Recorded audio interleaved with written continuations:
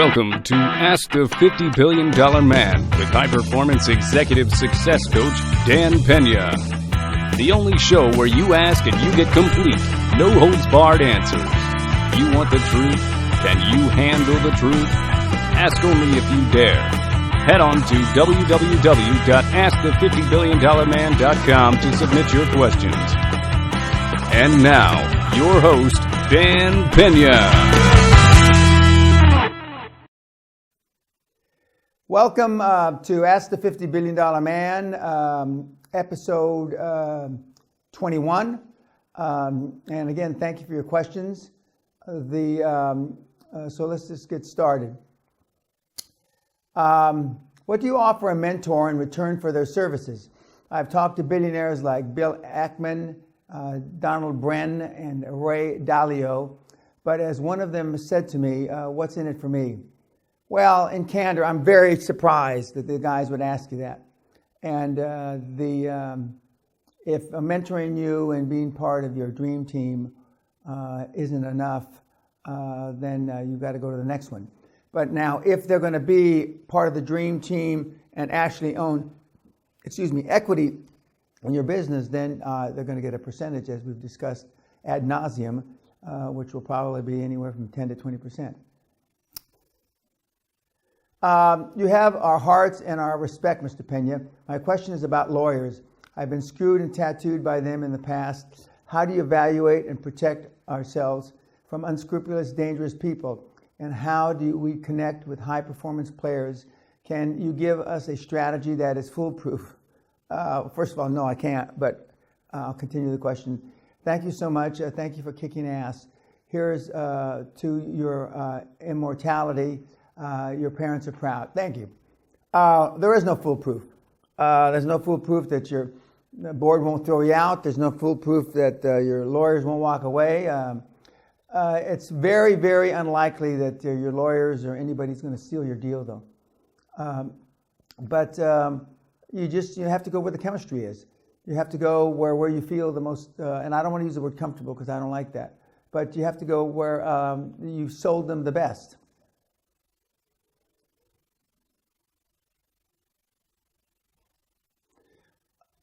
I'm an airline pilot and I'm starting a business.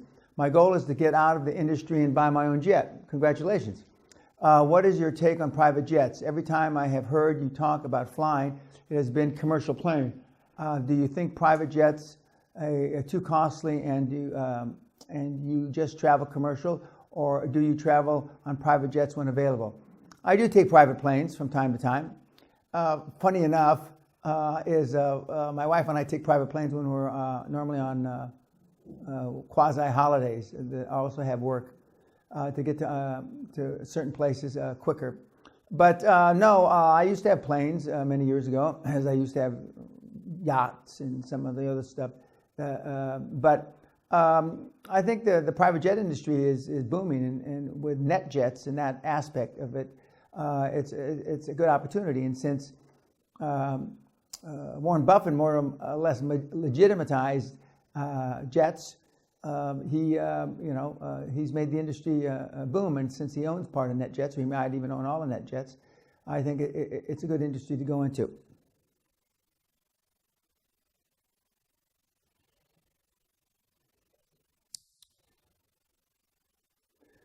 I know of a person through my last place of employment, though it's not a personal contact. I have done good work for this person in the past. When do you think it's okay for me to contact this person? They are high net worth, but I can add value to their life. Well, I'm not sure how you're going to add value to your life, but you can contact them. I don't know. Only your insecurity and procrastination is keeping you from contacting them. If you could ask God only 3 questions about the crystallization of one's dreams, what would they be? Well, I don't have 3 questions for him, although I do believe I'm a believer. But the crystallization of my dreams and your dreams is a self-fulfilling prophecy. You make it happen. You may have inner strength, and God will give you help you focus through prayer. But I have nothing really to ask him. One important truth do very few people agree with you on. Conventional wisdom is almost always wrong. I'll say it again. Conventional wisdom is almost always wrong, and since most people teach or coach conventional wisdom, not everybody, but mostly, that's the biggest thing we disagree on. And there is no shortage of money. That's a myth. How would you go about attending an expensive, for a student like me, seminar in Scotland at a lavish castle if you don't have any money? Good question. Would you try to get there and pay on a success fee basis? Well, I don't do the castle on a success fee basis, since I'm assuming you're talking about me. If I did it on a success fee basis, I could fill up Wembley Stadium. Not weekly, that's an exaggeration, but at least monthly. Save your money, stay focused, get a job, and then we've had people make commitments that they had to save 5, 6, 7 years to come here. Dan, I know what to do, but I lack the energy. I don't want to get it from people because most people are screwed up. Energy from people, I assume you mean. So what are some specific things I could do to gain enormous energy to accomplish my goals? Well, your goals aren't obviously important enough for you because if they were important enough for you, to you, I should say, then you'd have all the energy you need. And so what I'd first start doing is reevaluating your goals and also obviously eat right, exercise, etc. So you have more energy. Can you give 3 tricks to help maintain discipline in the long run? They're not tricks. There's no secrets. There's no tips. To maintain discipline in the long run, you have to be absolutely 1,000,000% devoted to your goal. It's got to be your life. You got to think about it when you go to sleep. You got to dream about it. You got all these things, and then and that's not 3 things. That's 1 thing. And then it'll be much, much easier. And it's never easy. It'll be much, much easier for you to maintain discipline, both in the short, intermediate, and long term. You signed some huge deals in your life, but I also know you've butchered some big beasts, quite literally. Having lived through both, I want to know, is the pen really mightier than the sword? Yeah, the pen is mightier than the sword. And he's alluding to when I used to be a big game hunter almost 25 years ago. And I have a trophy room with some pretty big beasts, and I've been run over by a buffalo, etc. But the pen is mightier than the sword. I currently work full-time job and am trying to start a new business up on the side. At what point do you know when it's time to move on? You never know exactly when it is to move on. Okay, but one of the crossover points that a lot of people do is when you're making as much money, if not more, on your extra business, side business, than you make in your regular business. It's time to leave.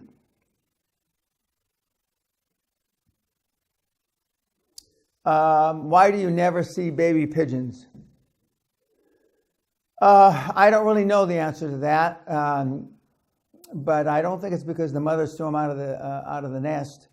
But it's a good question. I have no idea. How do you know when making a life-changing decision is the right one for you and your family? What criteria do you consider when contemplating a decision? I've been working in corporate America successfully for 20 plus years, but don't have lots of money in the bank, and I'm very unhappy. Well, a Gallup poll came out a few months ago.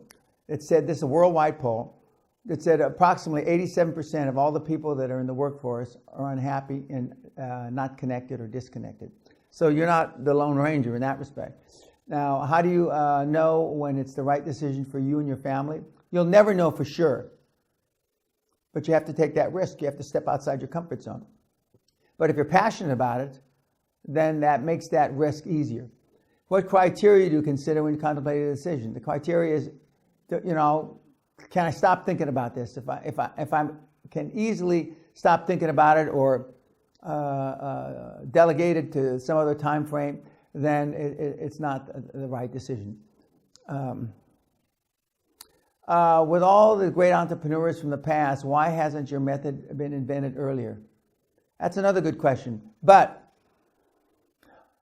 I'm not giving you new information. Napoleon Hill, his whole interviewing process of all the multimillionaires of Andrew Carnegie's time did virtually everything I do.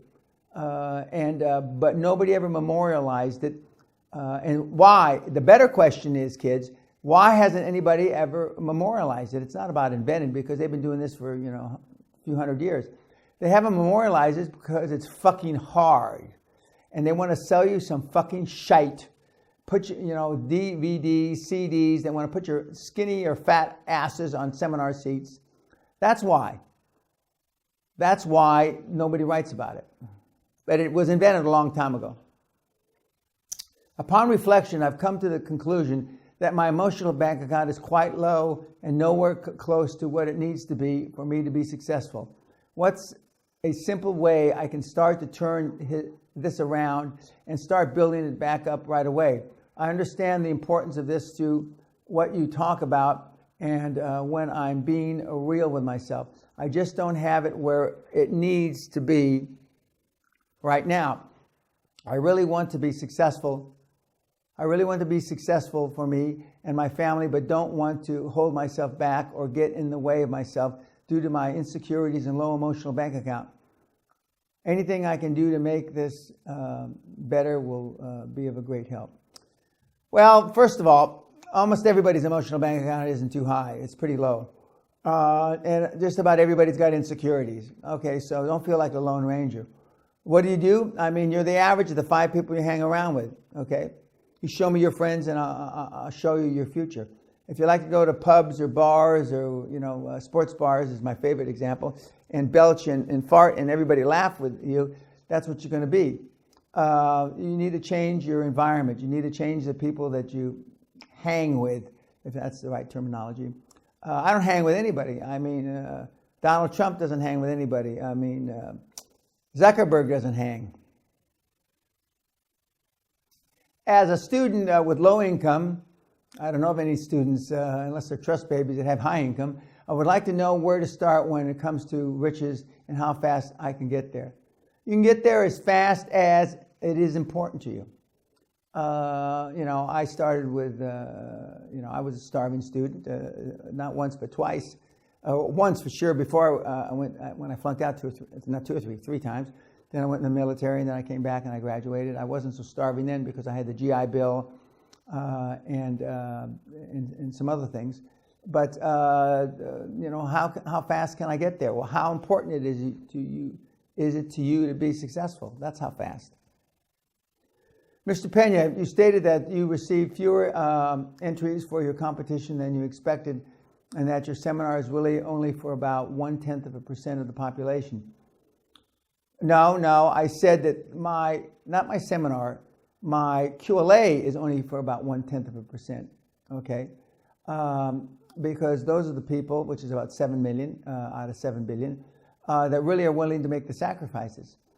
How do you ensure that the opportunity to attend your Castle seminar and receive the valuable insights you offer for free isn't wasted on somebody that doesn't recognize how great an opportunity it is? That's a tough call, and you never know. And how can I show you that I want it more than the rest of these weak cunts? Well, you can't, and I'll never know by reading the question. So I would plan on attending it not on a free basis. Which personality test should I use for sales? If you use my success tests, optimism test and the pessimism test, you'll get a pretty good idea of how good the people are. And I've said in the past that Dale Carnegie's sales course is very good. I'm also informed from some of my mentees, the Wolf of Wall Street guys' sales courses are pretty good. I don't know, I haven't taken those. Dan, what is your number one suggestion on how to metaphorically smack people in the face and make them realize that the time they have left to achieve their goals is running out? and before they know it, it's their dick doesn't work. They're full of regrets, and they are reduced to living vicariously through their kids and grandkids. I like that. That's funny. In other words, how can one instill upon people the reality of their mortalities so they finally realize that time is their most precious commodity and something they should be or they should never waste? Well, this brings two things to mind. Number one, we're all running out of runway. Now some people look at that two ways. Running out of runway to land because they're landing too fast, or the way I mean it is running out of runway because there's no more runway left because you're getting old. But time is the only thing that you can't get more of. You waste money, you can always get more money. And so those are the metaphors I use. Failing requires as much effort as succeeding. Isn't this some bullshit? How in the world failure requires the same effort than success? Wouldn't he want the surgeon working on his wife to display more effort than the threshold of failure? You don't get the point. You worry about failure more than you do success. So it really should say not as much effort. It really takes more effort because you worry about and procrastinate so much before you do anything. Dan, what are you going to do about all these tired mentees of yours? Wouldn't it make sense to incorporate in your seminar particular foods and rituals to ensure peak energy, not just at the castle, but in the year beyond? Perhaps you wouldn't have to drag them across the goal line. That's funny. And they had the energy themselves. Remember, we are living in an age of adulterated food and electromagnetic pollution, an age in which our natural energy systems, are constantly being attacked. Well, based on this question, we've changed the snacks at the seminar to make them more healthy. We'll see if anybody eats them the next seminar. But no matter how, we've had Olympian athletes that get tired. And you get tired and you have to drag them across the goal line because they lose focus and perhaps their goals aren't as important to them as they pretend to be. Dan, your seminars provide the information while the subsequent year provides the time for action. I've noticed, though, that you are lacking a program to focus on the emotional side of your methodology. You're always talking about passion, enthusiasm, and emotional bank accounts. So why don't you host a 2-week event on a private island where mentees are forced to wake up early, take cold showers, and conquer fears? It could be called Peña's Island, where the warriors are made, where emotions come alive, where hearts regenerate under the stars in a perfectly natural environment. Peña will be watching you, as will the moonlight and the laws of the jungle. We had seminars like that back in the 90s, I only have so much time in the day, and I only have so many years to do it. And this isn't a man up seminar where you go out and do mutters and climb trees, etc. If you can't show the enthusiasm in the year, then you just you fail. Not everybody that goes through the year succeeds. But I do have a 100% guarantee everybody that attends a seminar is better off at the end of the seminar and at the end of the year because they've changed their lives. If Dream Team's mentors and accountability are the real key to success in business, then why hasn't anyone designed an app that eases the process to finding a mentor or assembling the team? There are apps up there. I don't use any of them, but there are. It would work like a dating service, but instead of looking for a 24-year-old brunette with no kids, you're looking for a modest success who would be glad to touch base with you every morning. Why don't you invent it and let me know about it? How do you build your personal brand to meet the expectations of your long-term clients?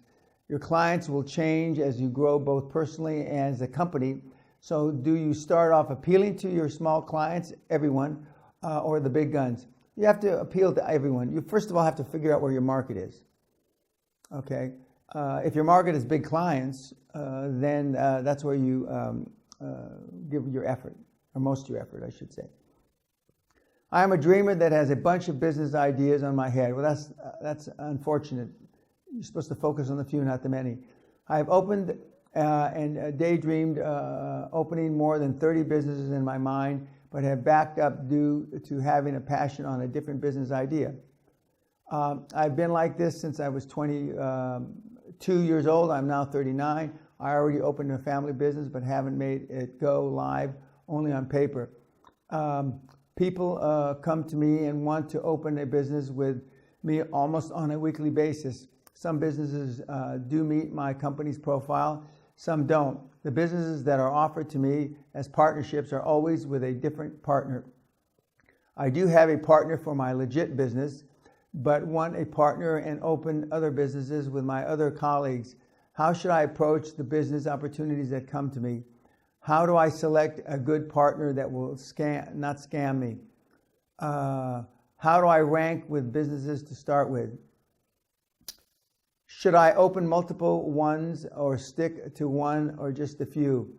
I feel that I am being used to jumpstart the businesses because everybody sees me and I have a strong drive and have the gift of people as well as the gift of networking. Thanks to your advice for forwarding, gaining your mentoring, would you like to be my mentor? Come to the castle, I'll be your mentor. Let me start by saying I only mentor people and work with people that have actually gone to the castle. The people that have got skin in the game, that have made big sacrifices. You know, putting up 20 grand is a big sacrifice for most people, not everybody. And for the very few that qualify, I give them the PPP, Peña payment plan.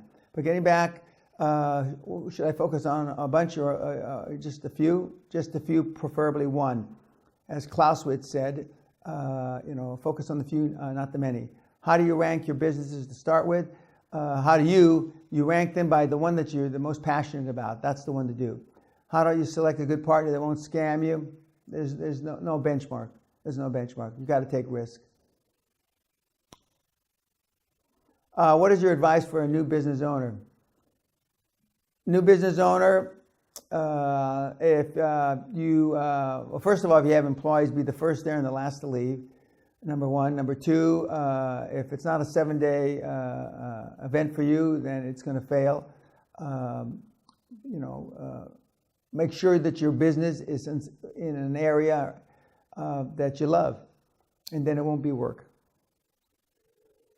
In your 7 decades of experience, what life event gave you the biggest goosebumps and why? Aside from the birth of my 3 children, which I actually was there for, as busy as I am, and I pulled all 3 out, the one that gave me the biggest goosebumps was me floating, taking public my first company, which was Great Western Resources, on my birthday, my 39th birthday. And why? Well, number one, everybody said I couldn't do it. Number two, it was on my 39th birthday, and I had a goal that, which was wrong at the time, that I wanted to make a lot of money before, by the time I was 40. I should have said as soon as humanly possible. And the same day that that company went public, Mrs. Thatcher, the former Prime Minister, who I had the privilege of meeting, the former Prime Minister of Britain, was in the midst of her privatization, and she was privatizing Jaguar at the time, and it came public at the same day that mine did. That would have been August the 10th, 1984. And everybody, all the pundits, all the financial institutions, everybody said that you won't be able to compete with that privatization. And at the end of the day, I worked my ass off. I personally went around and sold millions and millions of shares. I had a good brokerage team, I had a good investment bank, and the headlines in the newspapers the next day said the one that really roared, Great Western up 20%, and as I recall, Jaguar down 20%. I'm wondering about what kid of kind of music Dan or the high performance people are listening to. I can't imagine them listening to rap, hip hop, or rock, not even classic. Why is it that high performance people don't seem to have much interest in music when the average man has? Well, the average man has nothing to do and all day to do it in most cases.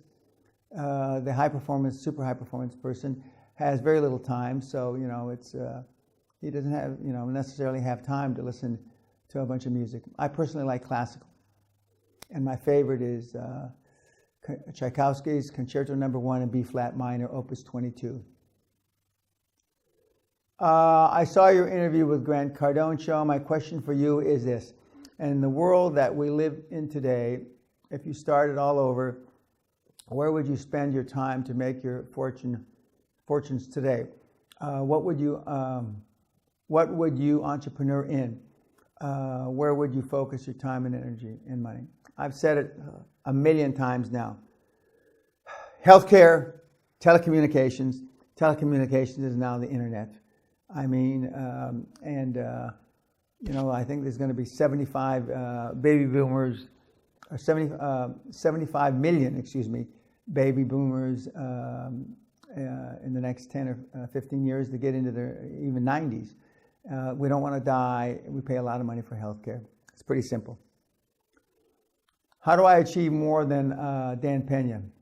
Well, you better get fucking started and work your fucking balls off and work 15, 18 hours a day for a long, long time.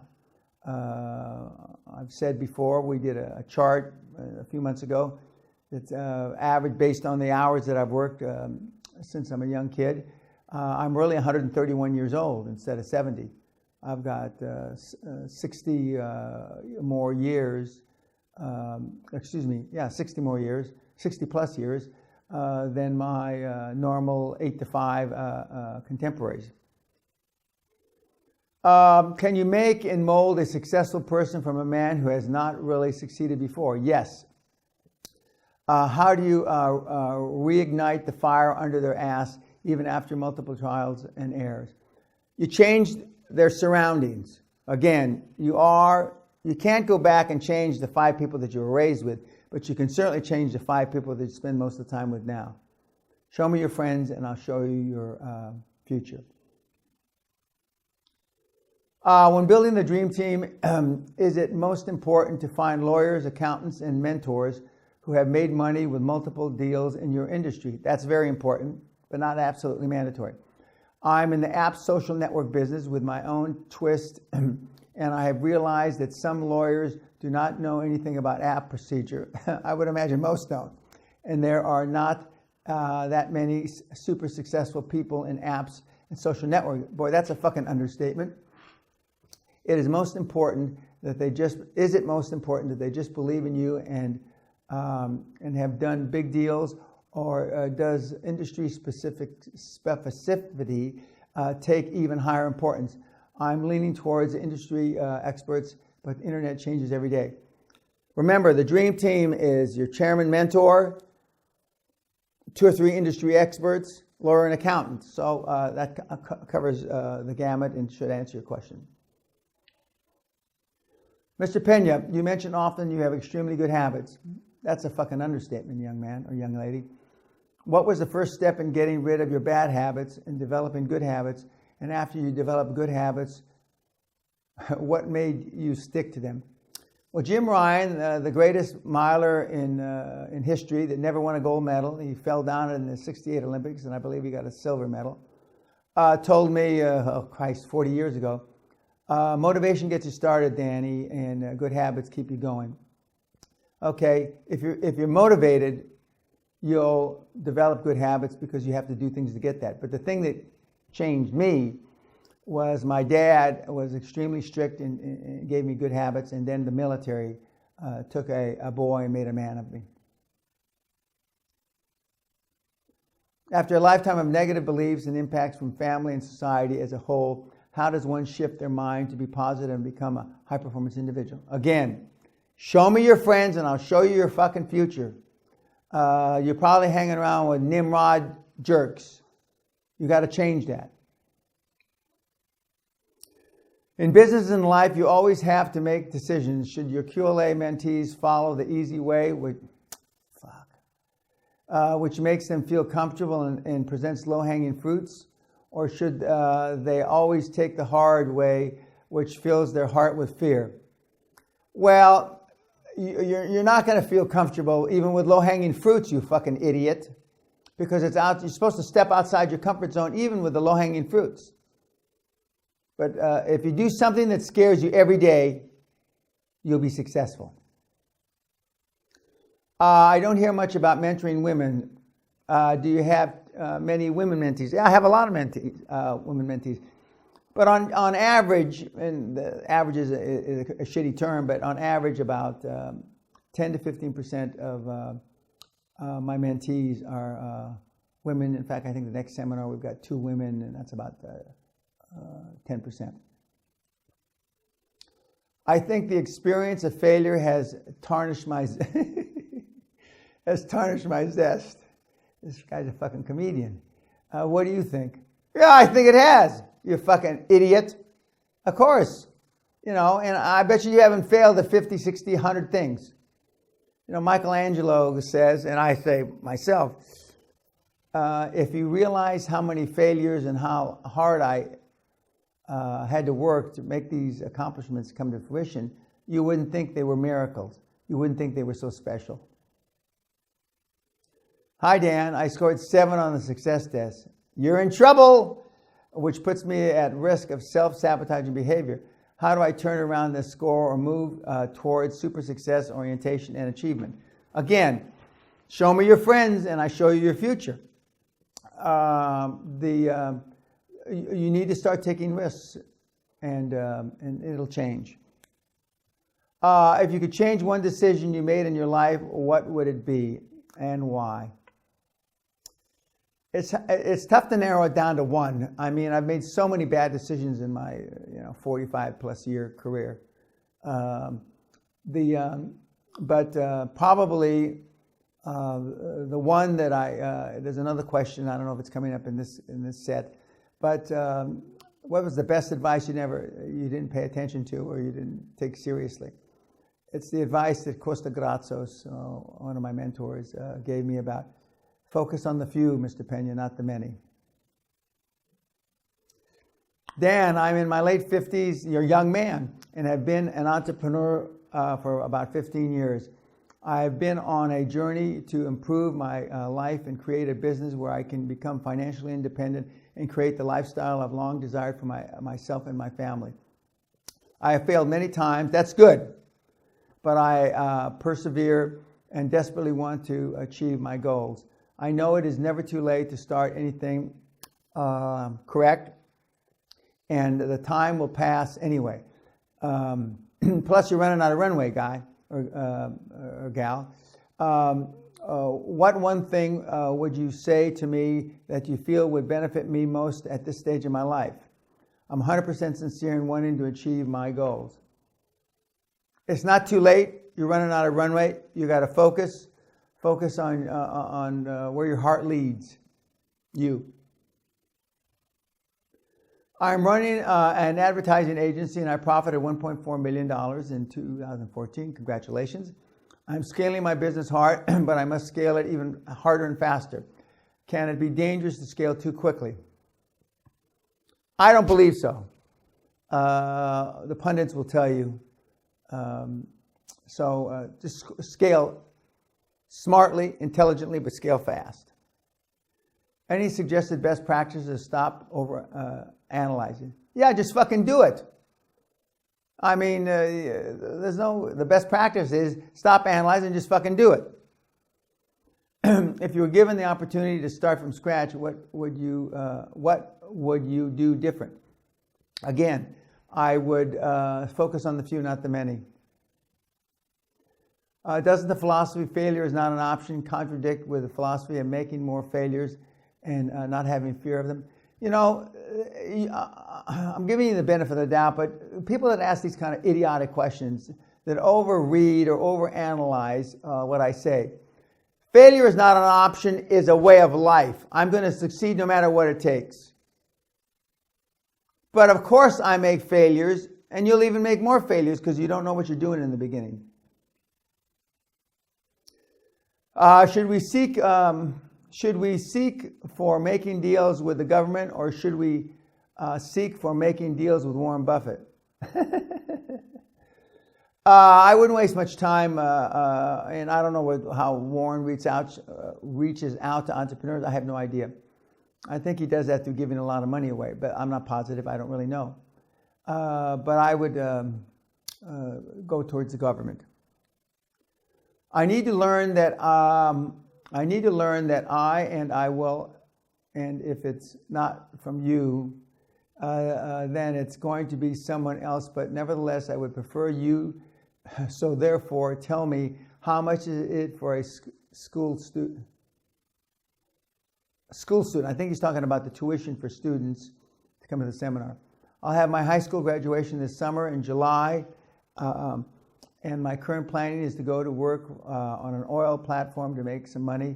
This plan might not be the real deal, but it's a start and seems to be the best opportunity right now. Students' tuition, generally speaking, if you can prove you're a student, and we make you prove you're a student, taking one class when you're 38 years old isn't a student, is 50% off.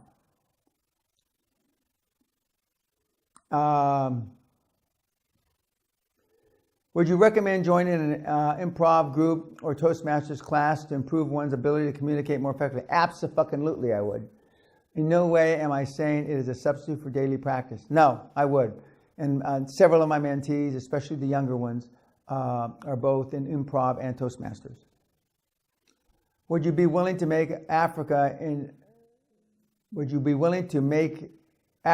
general and Kenya in particular your next frontier for world-changing impact? I wouldn't, but there's no reason why you shouldn't.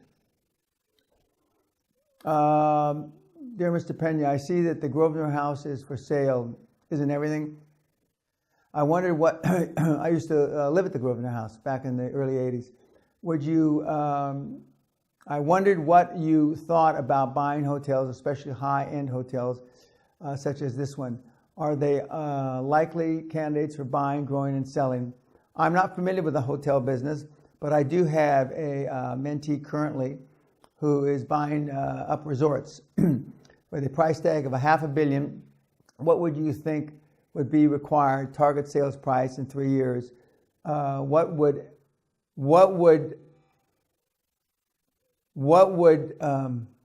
need to happen in terms of cash flow to make this a viable project? Cutting costs is one thing, though sometimes at the risk of cutting service.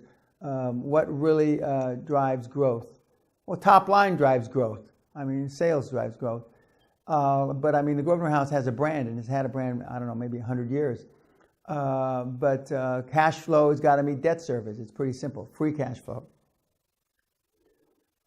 If you had 20 years old living on a third world, if you were 20 years old living in a third world country, no money going through college, what would you do now? Well, I'd get away from the third world country and I'd get a job and find your passion. What 3 people not family related would you like to attend your funeral as a sign of good legacy nowadays? What 3?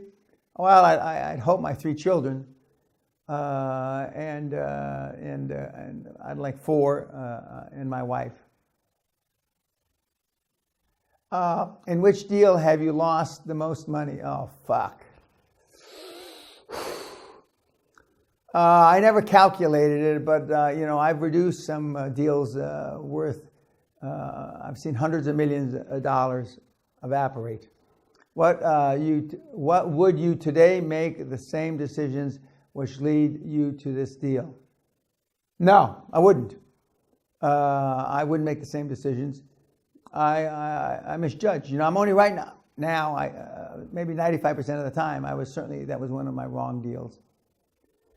You say QLA is not for everybody, and even quantify the number of your target group. 1% of the world population. No, not 1%, 0.1%. Pay attention. My question is, what should the others do? What can I recommend my average relatives? if they ask me, and I don't want them to waste their time in some of their life coaching crap. In other words, which parts of your system would you recommend explicitly and to the rest of the world population? You can follow my system and not be in the top 0.1%. But if you're going to follow it and gain the most out of it and are willing to make the same sacrifices that I did, that's what the system will benefit the most. But it benefits everybody. How do you find people to work for you and with you who you can trust and will be loyal to you given your wealthy status? It's with great difficulty. I mean, I go through, it's a pretty high turnover, especially for the lower level jobs.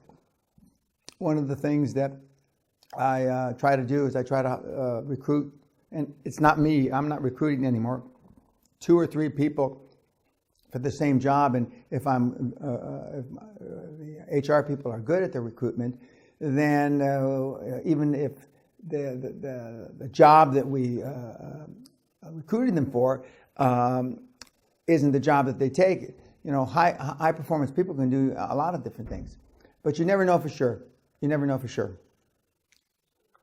Which personalities do you need on your dream team? If you want to achieve results as fast as humanly possible, but without rushing unprepared into stupid mistakes that cost time and money. Again, you want the chairman mentor. You want a financial person to be a CFO. They're normally the retired accountants. You want a legal person, a lawyer that's got transaction experience. And then you want 2 or 3 industry experts. When visualizing the success of a future business or financial amount, should you aim to visualize the same scene over and over, or is it okay to vary it? I vary it, but I'm pretty much, I stick to one. When you have a mentor who you believe when you have a mentor who you believe will have a financial interest in your business, should you make them aware that you have other mentors or looking for other mentors? Well, you shouldn't be looking for other mentors. One mentor. I happen to have 3, but they were 3 different areas. Your dream team aren't mentors. Your dream team are what I just described in the question above. Who was your mentor and why do you think one should get a mentor? I wish you kids would read the fucking stuff. I've said it countless times. I had 3 mentors. I had Konstantin Gratsos, who was the CEO of a national shipping group, who was the 60-year buddy of Aristotle Onassis. I had Jim Newman, who is famous for releasing your brakes, writing the book, and phrasing or coining the phrase comfort zone. And I had Jerry Ormond, who was my energy oil guy mentor, who ran Ormond Industries, which is one of the fastest growing companies on the American Stock Exchange. Of course, you should get a mentor, because you don't have the expertise, you don't have what it takes right now, and these guys or gals will help you gain that experience. What is the difference between good and great? How do you define what you have when you have reached great in your industry? Well, an old joke, I'm not saying this is right, an old joke was if you're being investigated by Department of Justice, you're at the top of your game. Now that's a joke. But if you're not first, or second in an industry, you're not at the top of your game. Mr. Peña, I'm in a quandary whether to accept a well-paid job at a company funded by a person who inherited millions from his father and understands little about doing business, or to take a sales position at a company that shares my views on how capitalism should work, but provides only a meager remuneration in the first couple of months. When faced with the challenge of choosing between collecting easy money from a fool or sticking to principles and starting from scratch, do you opt for the former or the latter? I personally would opt for And it has nothing to do with, well, it has something to do with sticking with principles, but I would opt for where my biggest upside is. If you don't have extremely successful people surrounding you, would listening to multiple successful people like yourself in the car through podcasts or audio books until you do be a good idea? Yeah, of course that's a good idea. There's not many great successful people that have podcasts. But the point is that if you hang around with shitbags that go to sports bars, you can listen to all the goddamn audiobooks, etc., until you're 1,000 years old. It's not going to change anything. What would you do if the thing you're absolutely passionate about doesn't have a potential to make you lots of money, aka enough money to make you financially free? Well, then, money's not everything. I keep saying that. It's the only thing anybody keeps track of. But you got to follow your dream. What is the best way to find a dominating mentor and demonstrate to them that it is a no-brainer for them to mentor me? Now, I don't know where you scoop this dominating part, definition, this adjective. But LinkedIn is a great tool. I tell all my kids, and I call you all kids because I'm old enough to be your father, your grandfather. There's countless bits of material in my book, on my podcast, etc. I have a low emotional bank account, therefore I can't succeed in high order intellectually thinking because emotionally ties are not letting me to see all the possibilities. Those emotional ties create fear. For example, if I manage to do something very well in front of others, I perform them, my mind goes, oh, who do you think you are? And then I quickly become scared of my own achievement. Is it possible to cut those emotional ties and improve my emotional bank account? I believe this low account comes from my parents, how my parents raised me. Well, you're fucking right about that. Self-esteem is built the first 7-8 years of life. Who you're around. Unfortunately, you're probably still, interfacing with the same people that help you build low self-esteem.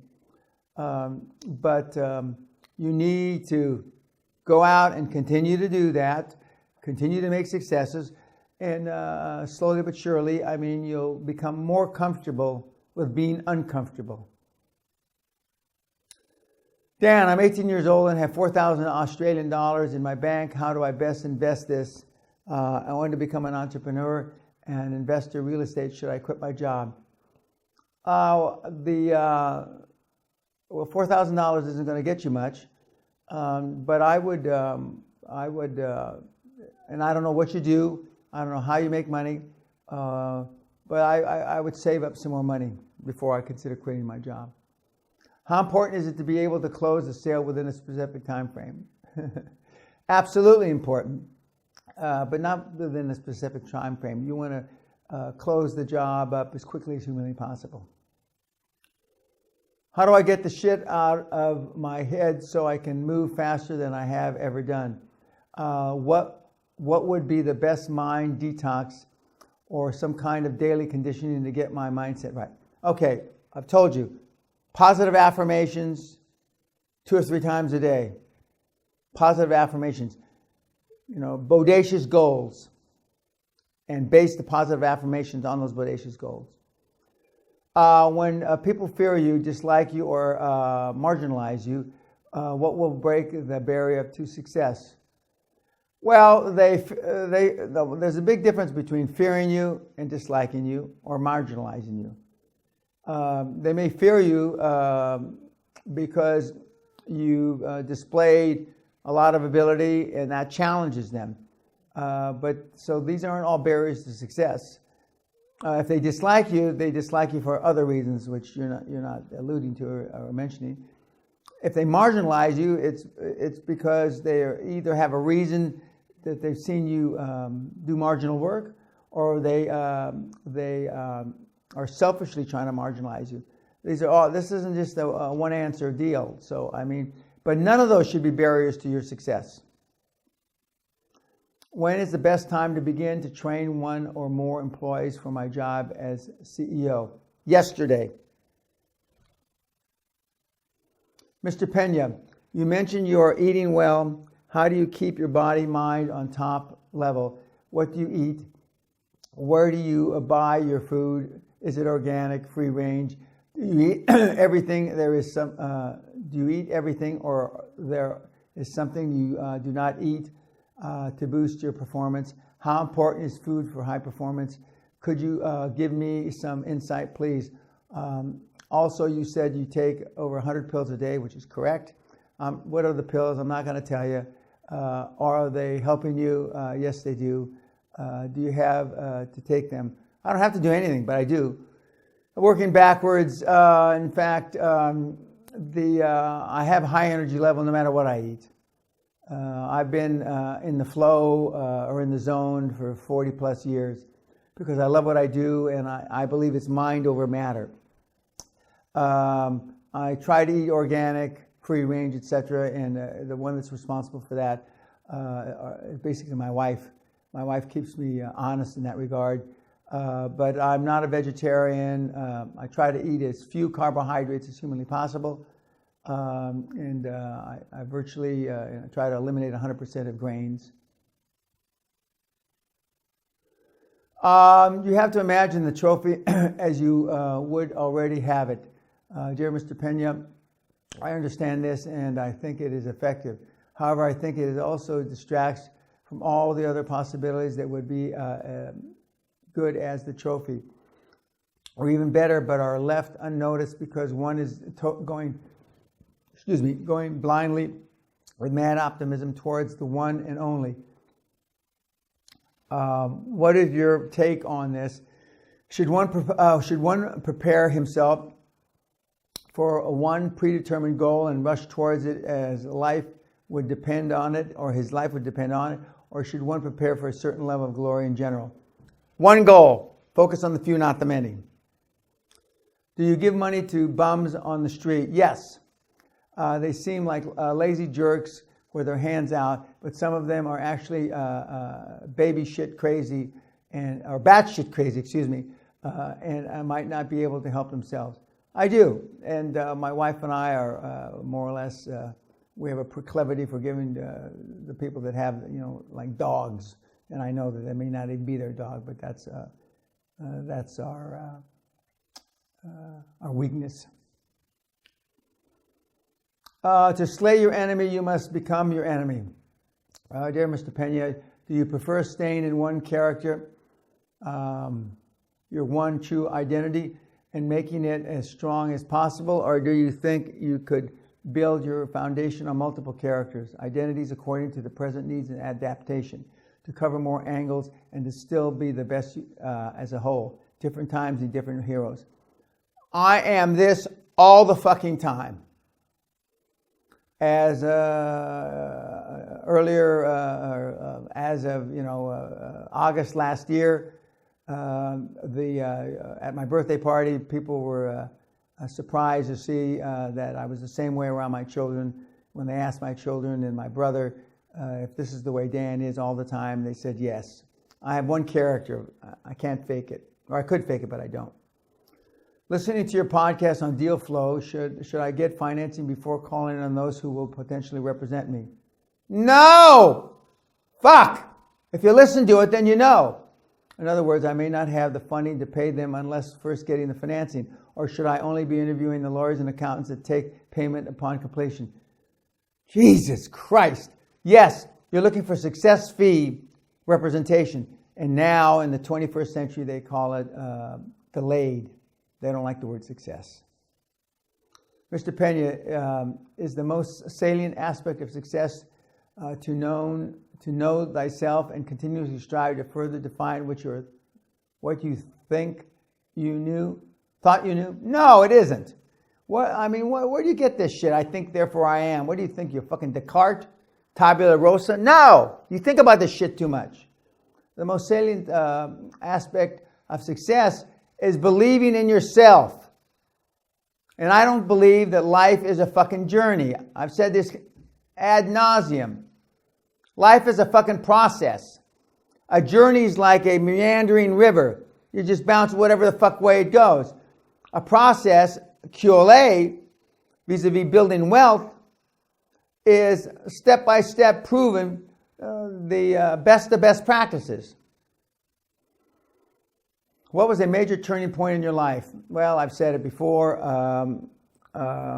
July of 1967, when I was commissioned in the United States Army at the infantry school at Fort Benning, Georgia, second lieutenant, and they called me, they didn't call me, they deemed me an officer and a gentleman by the act of Congress in the United States. That meant something to me. It's the first high-performance thing I ever did, and I still try to live the code of an officer. What is the turning point in your life? What is the turning point? Okay, you asked the same question twice. Okay, I answered it once. Oh no, what is the major, a major turning point? That is, and what is the same thing? And this is my answer to, on one of my weekly reports to one of the kids. I want to be a billionaire, help a billion people. He's asking me, I want to be a billionaire. I said, help a billion people. Where do I look? The biggest problems are biggest opportunities, not tough as you think.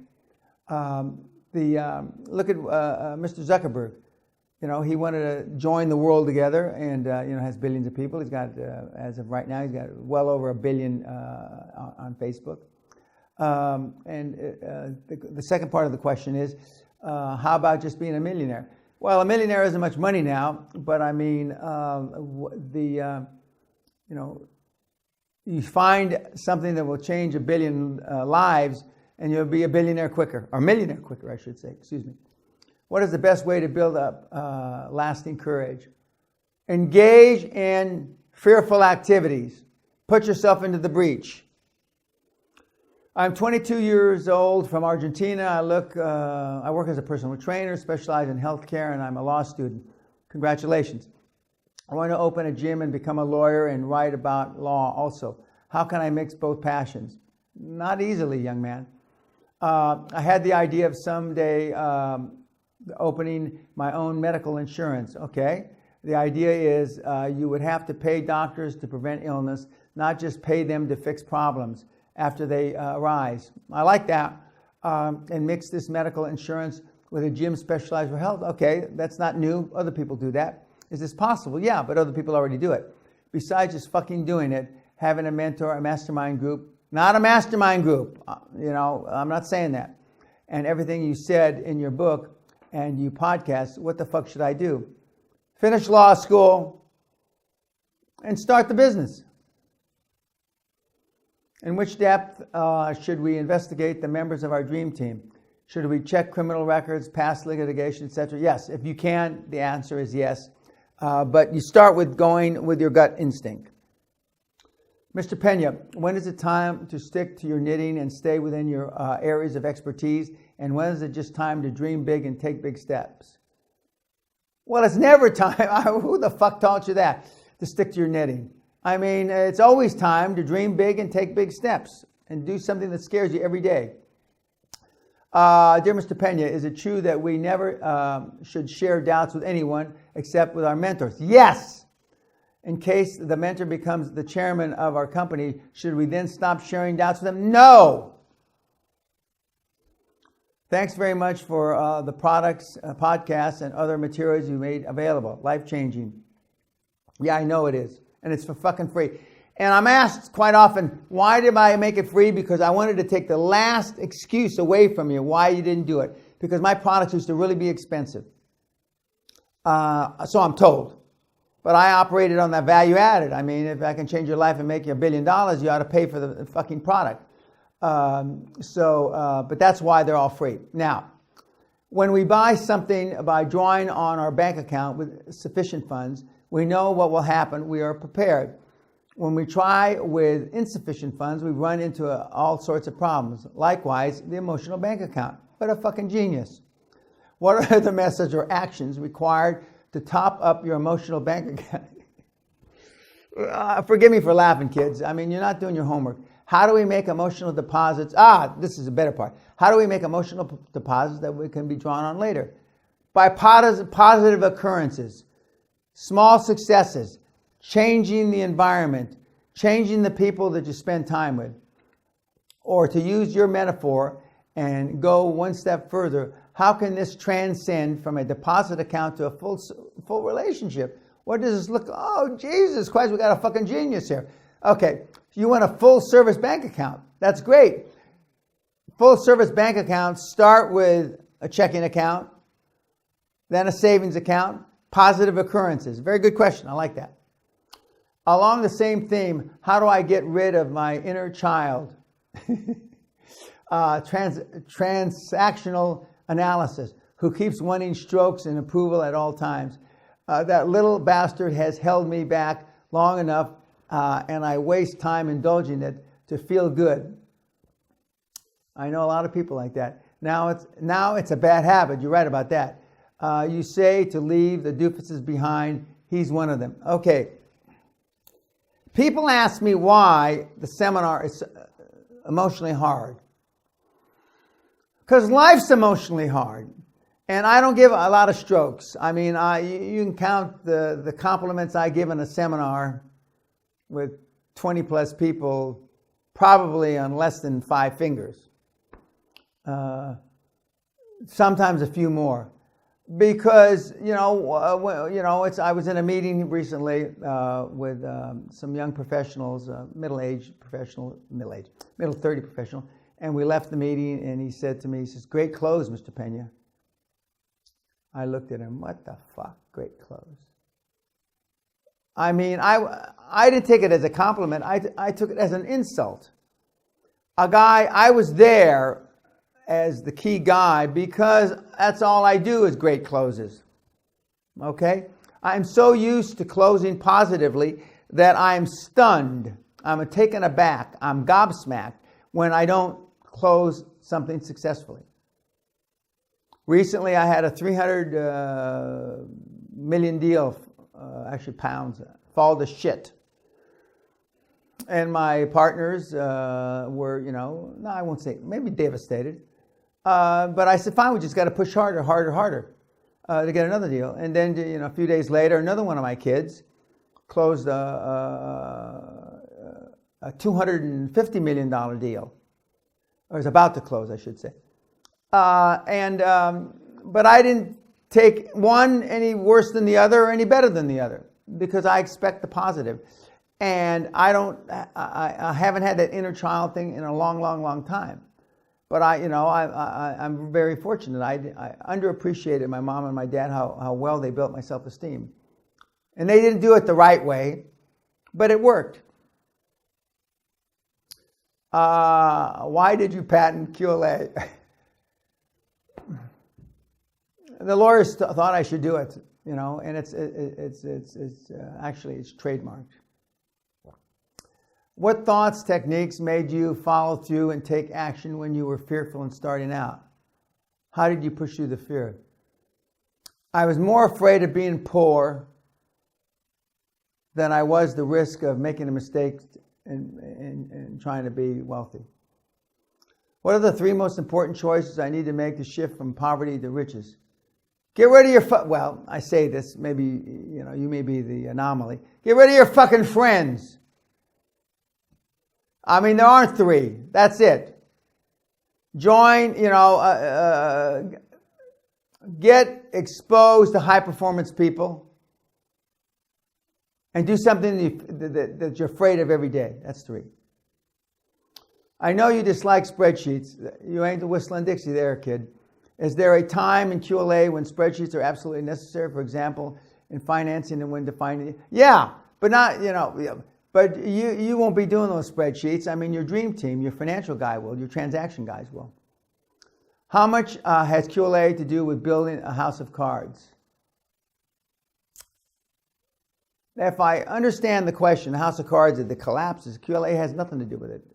QLA will build a house that's sturdy, that will withstand time and be the test of time, pass the test of time. According to you, Mr. Peña, we shouldn't call a problem an opportunity. We should not call a problem an opportunity and trouble a challenge.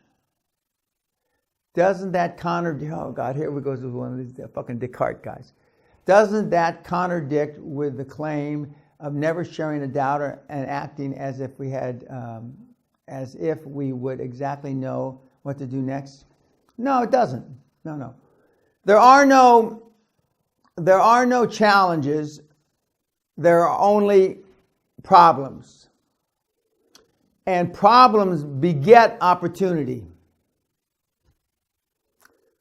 Dear Dan, firstly, I will say that pretty much everything you have said has turned out correct, and QLA principles have replaced all the old bullshit. Gee, thank you.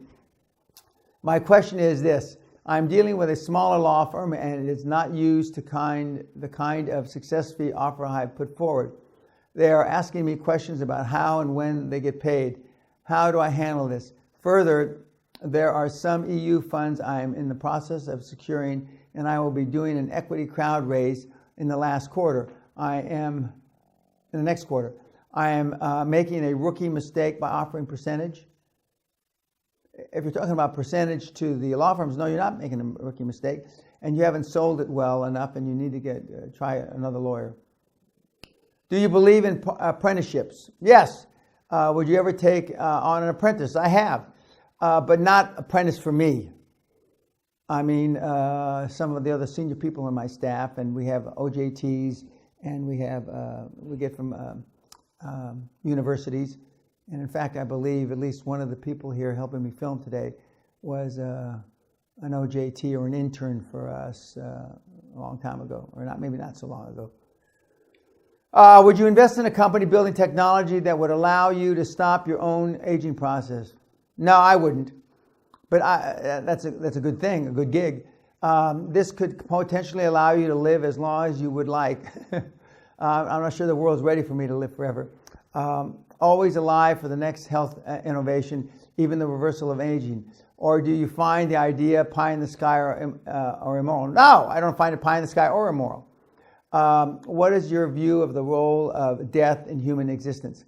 Well, we're all energy. When I do die someday, my energy is going to go off in some other form. But I'd like to live as long as possible, as long as I have my faculties. Can someone make more of an impact than Jesus or Napoleon using QLA?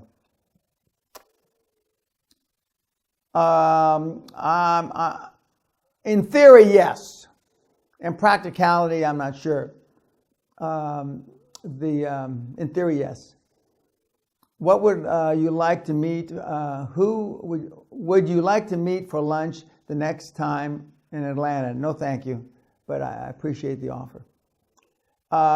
If the world was going to end and one person was going to be left to help rebuild the earth, what would be one piece of advice you'd give them? Just one nugget. What is it? Focus on the few, not the many, kid. And never give up. I called Dan's office just now with an interest in getting access to Dan's QLA products. I can't find any working links to download or buy his material. Can you point me in the right direction? It's all for free on my website, you dipshit. It's all for free.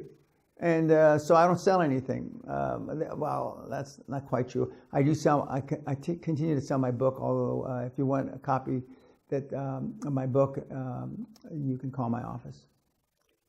What's the greatest takeaway you got from Napoleon Hill's work, and how has it impacted your life? The greatest takeaway is that Napoleon Hill was writing and memorializing what countless very, very wealthy people of that era thought, and it's very much what I think and what I teach, and it's impacted my life greatly. If there was only one habit you could program in all humanity to make this world a better place, what would it be? Lack of fear to do things outside your comfort zone. For the devotees who either haven't made it to Guthrie yet or won't, can you please expand the mentor-mentee relationship? I'm afraid not. I found over the years when I've experimented with it that the kids that haven't put skin in the game by coming here have a much, much lower rate of success. You have said that we should find someone who is where we want to be and who shares a common non-business interest when approaching a target mentor. How should we explain our expectations of the relationship to them? I want to get as much as possible from him, but not go so far as to sour the relationship. Is there some common mentee-mentor etiquette? No, you have to do what your heart says. When you take them we go to lunch, make sure you pay and make sure you're focused. This will be the end of this podcast, and I've enjoyed it, and peace.